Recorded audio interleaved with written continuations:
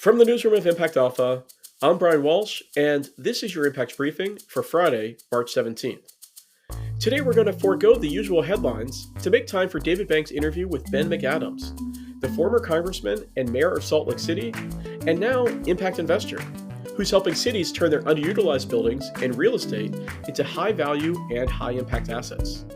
Let's jump right into their conversation. I'm here with Ben McAdams. You're the former mayor of Salt Lake City and also former representative from Utah. Welcome to the podcast, Ben. Good to be on, David. Thank you. I'd love to hear your sort of journey from public official, public servant, as it were, to now impact investor and with an interesting new and innovative fund idea. But let's just hear a little bit about how you sort of got to this point. Yeah, well, my wife likes to say that I've never been offered a pay cut I didn't take. So I graduated from law school, went to Columbia Law, and was practicing with a big firm in New York. And I had an opportunity to come and work for the mayor of Salt Lake City doing his external affairs. So that was the first pay cut moving into public service. And I did that for a number of years, and I was elected to the Utah State Senate. And served in the Utah Senate for a term. Then I was elected mayor of Salt Lake County. I did that for 6 years until I was elected to the United States Congress in 2018. And, I just have a passion for public service. I love being in a position to give back to a community I love and really, such a satisfying job to be the decision maker who can impact lives for the better. And you're from Salt Lake City, from Utah? Yeah, from Salt Lake, born and raised. Went to New York to go to law school and stayed in New York and practiced law so we were in New York about 8 years.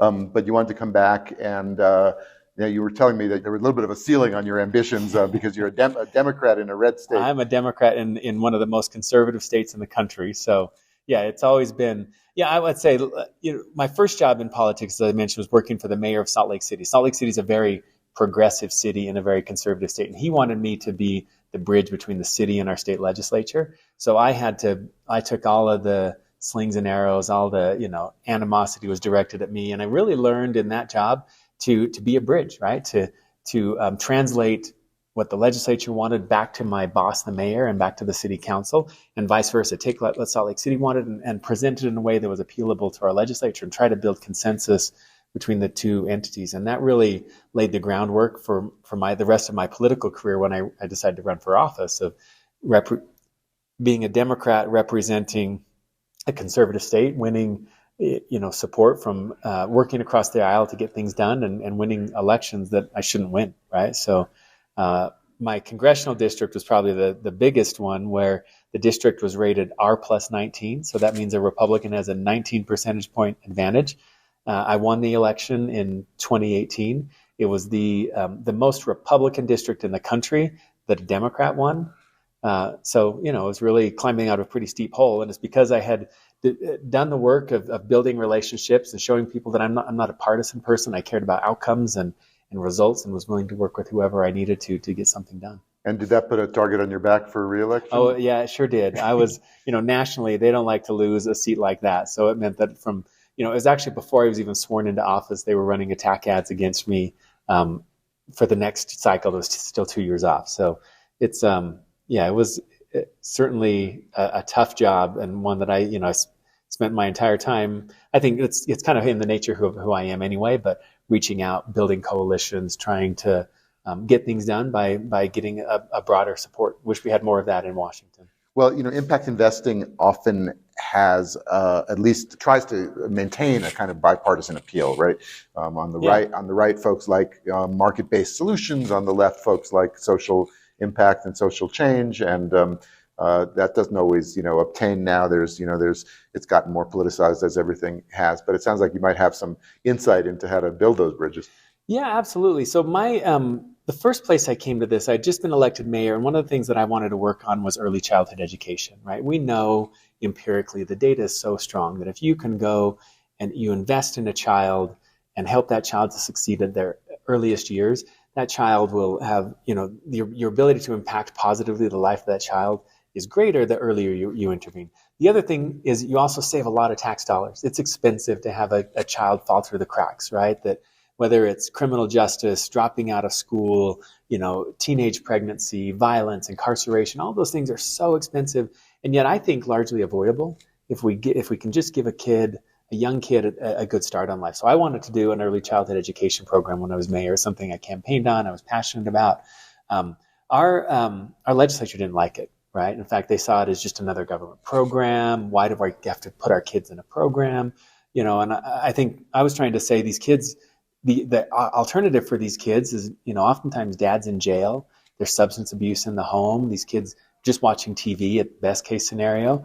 And we can do better, and we can save tax dollars in the process. And so I had a hard time building coalitions around that. And so I was working with our United Way, the United Way of Salt Lake, and other organizations, stumbled on this concept of a pay for success or social impact bonds. And so we adopted that approach to say this is a way that we can use private capital and show that government will pay if the outcomes are achieved. So if a child is succeeding and avoiding the harms that we had identified, that we would then use our government savings to repay that investment. So we built a lot of success around this pay for success notion of outcome-driven, evidence-based interventions in government. I remember that was one of the early ones of the social impact bonds at the time. Yeah. So the question is, did you repay the investors? We did, proudly so. We repaid every penny because the kids were succeeding. And we went on. So that was the second social impact bond ever, the first one in early childhood education. We did that one. And then I did the third and the fourth social impact bond. We did one around recidivism and one around homelessness. And we just found, that was the way to build coalitions. I actually think it's the right thing to do anyway, that we should be accountable. Government should hold ourselves accountable. We shouldn't just be throwing money at problems without caring whether they work or not. And we should be rigorous in our interventions, and we should use tax dollars wisely and sparingly and carefully and judiciously. And we did. And we found, it was not only a mechanism to bring Republicans and Democrats together to get stuff done, but it was the right thing to do for the people we wanted to serve. Well, one of the things that came out around social impact bonds, as I recall, was that folks, when they were successful, they said, well, why didn't we just fund the prevention in the first place, which had been the argument of many of the proponents, is that the prevention was underfunded.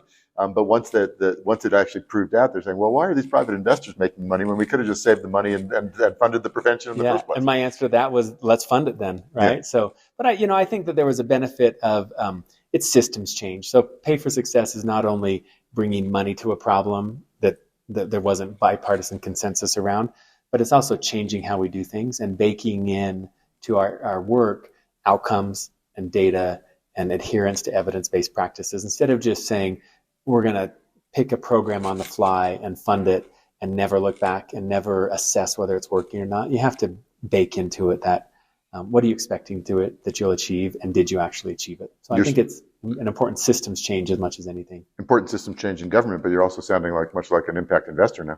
Yeah, I guess that was my first exposure to impact investing. And so you left the Congress. Yeah, not of my choice. I won my first election to Congress by 1/4%, and I lost by a pretty narrow margin, something like that too. So. And so then you said, okay, I learned some things there about both problems but also solutions. Yeah. And so how's the path after public office? Well, I mean, the first thing is I think public service is in my genes. I like being in a position to give back and to I feel like I'm lucky in life for everything that I have, and I want to share the things that I have to help other people lift themselves up too. So. I left Congress, leaving public service, leaving elected office, but still committed to making a difference. And so that, I guess that's the first kind of thing. I'm going to take a step back though and talk about when I was mayor. So I get elected as mayor in 2012. I wanted to do this early childhood education program. It was about $500,000 that we needed. We were going to serve. Then we were bringing in some of the private capital, and that too overall was about a $5 million investment. But we needed, so I'm the newly elected mayor. I have a budget of $1.3 billion a year, an enormous budget. And I think, somewhat facetiously, but okay, I got $1 billion. I just want $500,000 for an early childhood education program. And there's no money to be found, right? So government budgeting is pretty rigid. I go to my staff and say, $500,000 for an early childhood education program. What are you going to cut? Who are you going to make mad? How are you going to come up with this money? Because there's not a penny that's not already programmed and already allocated to something. And so just remember that, thinking about how important the work was, how strong the data was about this investing in kids was almost guaranteed to have positive outcomes and positive tax savings for the taxpayer. And yet it was hard to find a way to do it. It took several years to kind of figure out how to fund this. So fast forward towards the end of my term as mayor, before I ran for Congress, and I was asking, looking at our government. So government budgeting looks at its cash flow. How much money are we bringing in? What are we spending it on? And that's the exercise that I had as a mayor.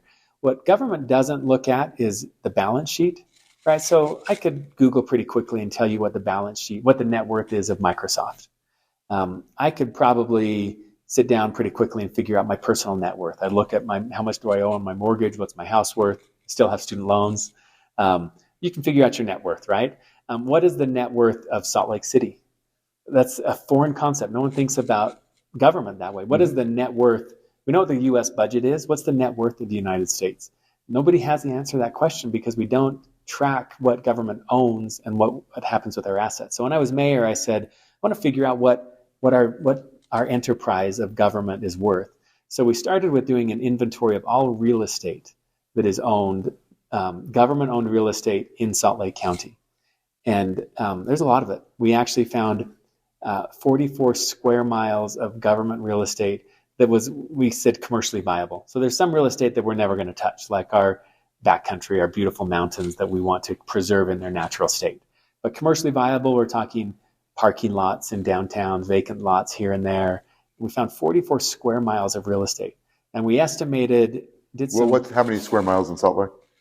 Maybe a 700 square mile county. Oh, so a pretty decent chunk. Yeah. Of the county owned, a pretty decent chunk that had commercial viability. Yeah. And then we estimated what it was worth. So keep in mind, my budget was $1.3 billion a year. We estimated the value of our real estate portfolio was $15 billion. So there's all of this. So, I say that I want to do an early childhood education program and there's no money lying under the mattress. And then 6 years later, I find out there's actually money under our mattress and it's real estate that is just forgotten, that we bought it 100 years ago for $10. And so we just have in our computer systems now this parcel that's worth $10 when it's really worth $5 million. And was it getting, parking fees, or was it getting some rent from some tenants? Some of them get parking fees, some of them get rent, some of them do nothing, and we just have to go in and clean up graffiti and trash, and we're spending money to just have this land that's not. Sometimes governments don't even know that they own it, and they're like trying to crack down on an absentee landlord, and lo and behold, the absentee landlord is government. And presumably, this is not unique to Salt Lake City. This is every city in the country. Yeah, it's I've started working with other cities to figure this out. So we had our $15 billion portfolio. The next thing we did is we did a data layer and looked at private properties within 500 feet of a government property. What's the average value? And then we backed into our number. What could our portfolio be worth if we did something with it? So say you've got that parking lot that's getting parking fees, but next door you've got a 15-story office building. What if we did with our property what everybody else is doing with theirs? What's our portfolio worth at that point? We estimated that our portfolio could be worth $45 billion. And so, yeah, it's maybe that parking lot's needed, but maybe we should do a long-term land lease and lease out the land to a developer who's going to put office space or affordable housing or market rate housing on that. And we collect $1 million a year off of land lease. And, we're probably getting $100,000 a year off of parking revenue. Maybe we could be getting $1 million a year off of a land lease for an office building. So you do one of those deals and you can fund your early childhood education exactly program. Right. Yep. Over and over again, right? It's an ongoing revenue stream. Yeah. So it was around that time actually that I got elected for Congress. I thought it was a great idea, but then my career went in a different direction. I had developed all these skills about working across the aisle, balancing budgets, thinking creatively in finance. So I go to Washington where none of that matters, right? They don't do that type of stuff. They don't balance budgets or work across the aisle. So it was after I lost my election in 2020, and I came back and I said, I still want to make a difference. I got to make a living, but I want to make a difference. And I came back to this idea that I kind of left when I got elected mayor and said, I think it's such a transformative idea. Is there something here, right? So I created a policy incubator. We call it the Putting Assets to Work Policy Incubator. We solicited applications from cities across the country, got a bunch of applications. We selected 6 cities that we're going to work with. So I've been working with them for about a year now. Atlanta, Cleveland, Annapolis, Harris County, Texas, which is the Houston area, Chattanooga, Tennessee, and Lancaster, California. So 6 jurisdictions. We went in and we mapped all of their assets too. All of them have billions of dollars of real estate that is unused or underutilized, and they have incredible needs, right? So we're the next phase is to getting to the impact strategy, is repositioning that parking lot into something that's generating greater revenue. It's a marriage of public real estate and private capital. So as I understand it, as you've been explaining it to me, the city has, as you said, lots of assets in the form of real estate, not so much in the form of financial capital. Right. Private investors put the financial capital in. The city contributes the real estate into a project fund, like some kind of LLC of some sort to some kind of a joint venture agreement. Yeah. And then the development happens. The city's got a stake in the new asset. Yeah, I mean, there are different ways that you can do it as we're talking with these different governments. So let's say they own a parcel of land that's worth $5 million and you want to do a housing development. And so you're going to need $20 million of equity to do that housing development. If the government contributes their land, $5 million of land, they're 25% of the capital. And you bring in private capital, there's the other 75%, and you build your housing development. And then you rent it out and you start splitting the profits, and government gets 25% of the profits off of that. And that can add up to some real money, right? So is the notion that this will be a boon, obviously, to sort of city finances? That's obvious. But is it also going to be like a way to create affordable housing or health clinics or other kinds of social infrastructure that might be needed? I mean, I think you can do it for anything, right? My passion is impact and making a difference. So I'm going to work with those people who want to do something impactful. So, some of the governments we're talking to, they want to do affordable housing. So they may say, we want to forego our revenue. As in an exchange, you give us an equal amount of buy down in the rent. So you're going to create 25% of the units in the building are going to be affordable in exchange for our giving up our revenue, right? Or it might be that, look, we want to take 100% of our revenue, and we're going to use that to then fund an early childhood program or a daycare or other things in clean energy or climate, right? We're going to fund that. We're going to take the money off of this piece of land that was doing nothing before, and we finally have the revenue we've always wanted to invest in early childhood. And have you done any deals yet? We have a few deals that are close. So we're negotiating with government that term sheet, what it looks like in the agreement, and excited to do it. We have some deals that we did when I was mayor, right? So when I was mayor, we needed to build new offices for our prosecutors.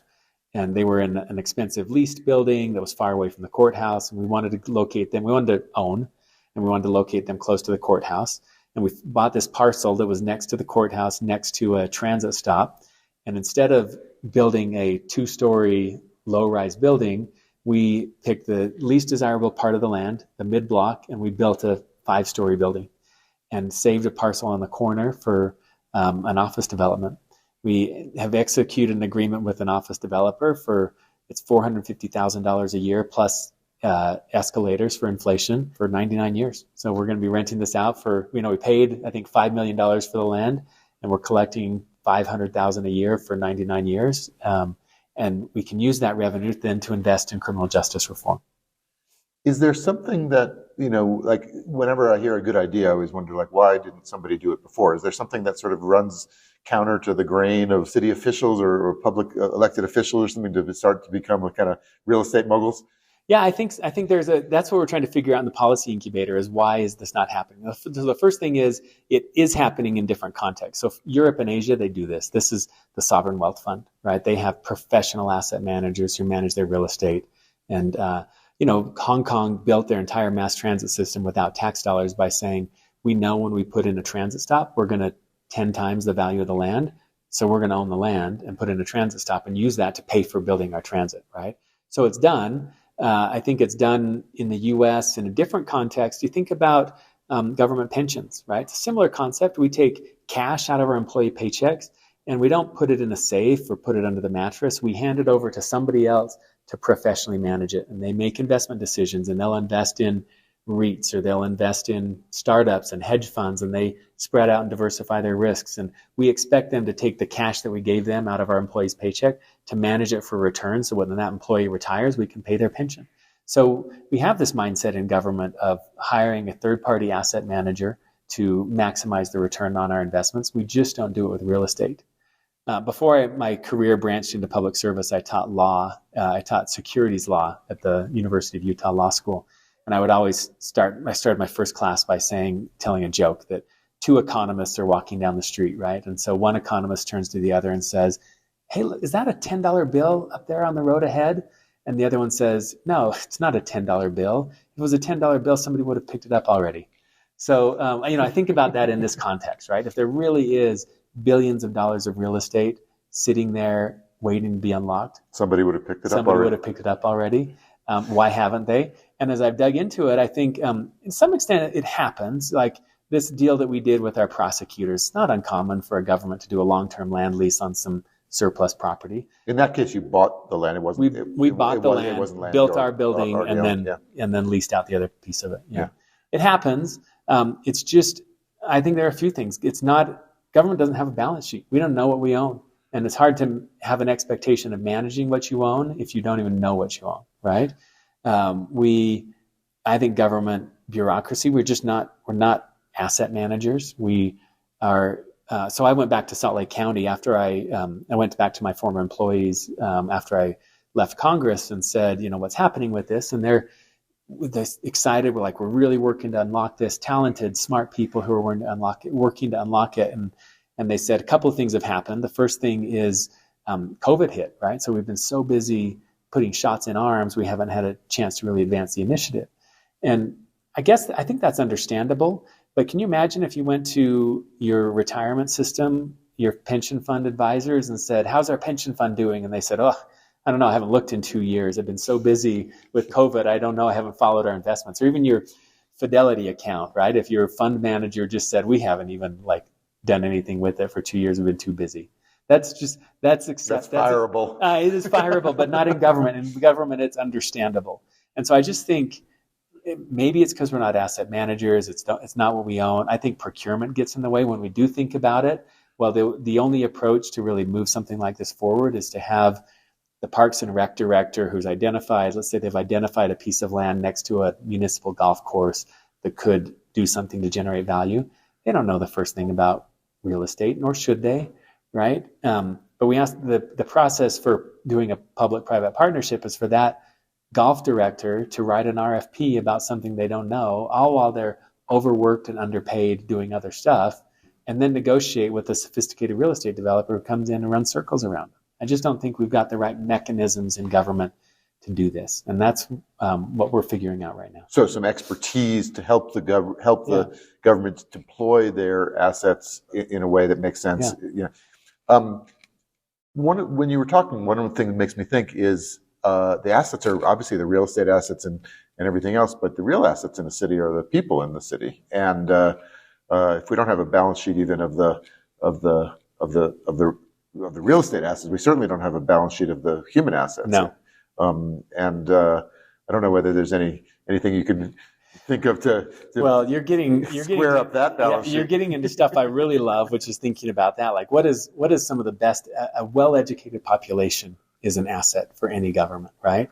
And so if you start thinking about using your assets to improve your other assets, using your real estate to have an educated workforce, but what's happening right now is we don't have cash flow. So we're not investing in our schools. We're not investing in early childhood. We're draining these programs that are actually, we're watching our real assets, our people. The quality of that asset is degrading because we're not investing in keeping them healthy and educated and happy. Even if you take it up to another level of abstraction, there's certainly in public finance in cities and states and even the federal government, there's a kind of scarcity approach, and what you're talking about is really there's a kind of abundance if you unlock it. There's an abundance of human talent. There's an abundance of resources of assets that are sitting around underused. I look at our $45 billion portfolio, and let's say you got a third of that into some mechanism that generated a return, which is no small feat. But let's say you got a $15 billion generating a return, and let's say you got a 3% return, which is also probably fireable. It's not very good, right? But if you got a 3% return off of a third of our real estate portfolio, you're generating $450 million a year in new revenue without raising taxes. That's That's more revenue than we generate from property taxes, right? So you're funding education, you're solving affordable housing, you're solving homelessness, you are investing in roads and bridges and filling potholes, and then you still got enough money left to cut taxes. It's real revenue that's out there if we can just figure out the right systems and then bring in the private capital to do it. That last part might have gotten you reelected. The cut taxes part. Right. Thank you, Ben McAdams. This is fascinating. Good luck to you in this, and we're eager to hear how it all turns out. Thank you. Great to talk with you. And that's going to do it for this week's Impact Briefing. Thanks to Ben McAdams, David Bank, and as always, our producer extraordinaire, Isaac Silk. Ready to try Impact Alpha? Sign up for Impact Alpha Open, totally free, directly at impactalpha.com. Want to go deeper? Grab a subscription and get full access to Impact Alpha, including the award-winning morning brief and our popular Agents of Impact calls. Just go to impactalpha.com/subscribe and choose an annual subscription. I'm Brian Walsh. Be sure to check back for next week's briefing. Until next time, take good care.